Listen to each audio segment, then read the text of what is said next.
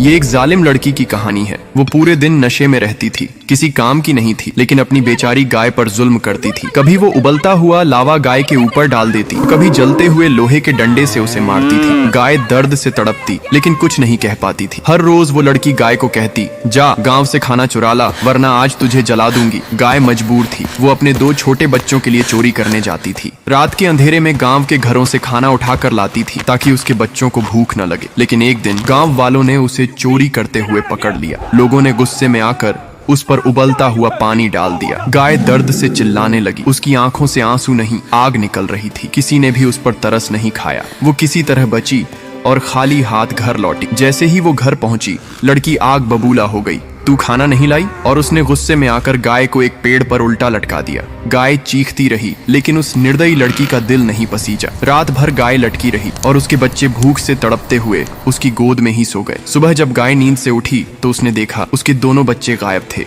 वो इधर उधर भागी, चिल्लाई, लेकिन कोई जवाब नहीं मिला। फिर उसने देखा उसके बच्चों का खून लगा हुआ बोरा बाहर पड़ा था। उसने सब समझ लिया। वो जालिम लड़की उसके दोनों बच्चों को शराब के बदले कसाई को बेच चुकी थी। गाय चीख चीख कर रोने लगी। उसकी आवाज पूरे गांव में गूंजने लगी।